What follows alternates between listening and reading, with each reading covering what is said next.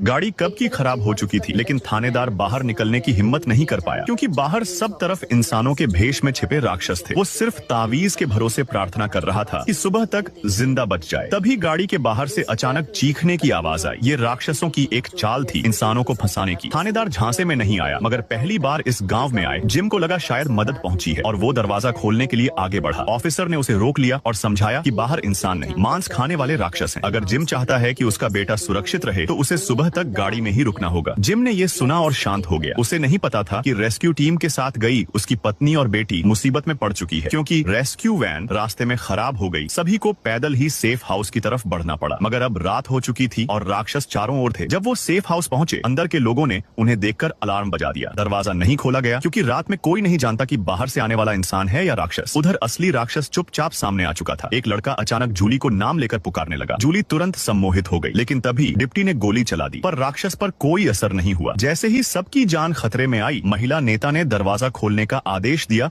और उनकी जान बची। मगर अंदर आते ही माँ बेटी को बांध दिया गया क्योंकि हर नए आने वाले के साथ ऐसा ही होता है, जिससे कोई राक्षस उनके बीच न घुस सके। फिर दोनों को अलग अलग करके रखा गया। महिला नेता ने समझाया कि यहाँ हर कोई किसी हादसे में फंसा है और किस्मत से वे अब तक जिंदा हैं। कई लोग रात में यहाँ पहुंचे और बिना कुछ समझे ही राक्षसों का शिकार हो गए। मगर उस औरत की चिंता खुद के लिए नहीं, बल्कि अब भी वैन में फंसे पति और बेटे के लिए थी। उधर गाड़ी के बाहर की आवाजें अब भी जारी थीं। राक्षस गाड़ी की छत तक पहुंच गए थे। अफसर ने सबको समझाया कि जब तक तावीज है वे अंदर नहीं आ सकते। डर मत फैलाओ, शांत रहो। धीरे धीरे बाहर शांति छा गई, मगर आधी रात को जिम उठकर तावीज हटाने लगा। डॉक्टर ने देखा और रोकने की कोशिश की, पर तब तक देर हो चुकी थी। लेकिन ये सब एक बुरा सपना था। रात सकुशल बीत गई और सुबह रेस्क्यू टीम आ पहुंची। सब ठीक देखकर सभी ने राहत की सांस ली। अब नए लोगों को दो विकल्प दिए गए, या तो सेफ हाउस में रहें जहां सब साथ रहते हैं, या कस्बे के मकानों में। कस्बे में रहने के लिए हर शाम तावीज चेक करना होता है और जिनके पास बच्चे हैं उन्हें खिड़कियां बंद करनी पड़ती हैं क्योंकि राक्षस अक्सर बच्चों को बहका देते हैं। यहाँ सज्जा का भी नियम है। अगर किसी की वजह से कोई मारा गया तो उसे एक रात बिना तावीज के लोहे की कोठरी में रहना होगा, जो कि लगभग मौत का मतलब है। महिला ने पूछा, ये सजा पहले भी दी गई है क्या? पादरी ने कहा, आज पहली बार दी जाएगी। अब जिम के परिवार को रहने की जगह चुननी थी। सबको लगा चारों साथ रहेंगे, लेकिन बेटी ने अकेले सेफ हाउस चुना। शायद उसे लगा माँ बाप सिर्फ छोटे भाई से प्यार करते हैं, इसलिए उसने जिद पकड़ ली। माँ बाप ने बेटी को मनाने की कोशिश की, लेकिन अफसर ने बताया अब देर हो चुकी है, सबको अपने ठिकानों पर लौटना होगा। तसल्ली देने के लिए अफसर ने कहा कि उसका बेटा भी वहीं है और वो उसकी देखभाल करेगा। पादरी के निर्देश पर सभी चले गए और अब आई सज्जा की रात। एक आदमी जिसके वजह से उसकी पत्नी और बेटी की जान चली गई थी, उसे लोहे की कोठरी में बंद किया गया। अफसर ने 2 ताले और लगा दिए और दुआ की कि वो रात बच जाए, मगर दरवाजा बंद होते ही उसकी किस्मत भी तय हो गई। ये रात उसकी आखिरी साबित होने वाली थी।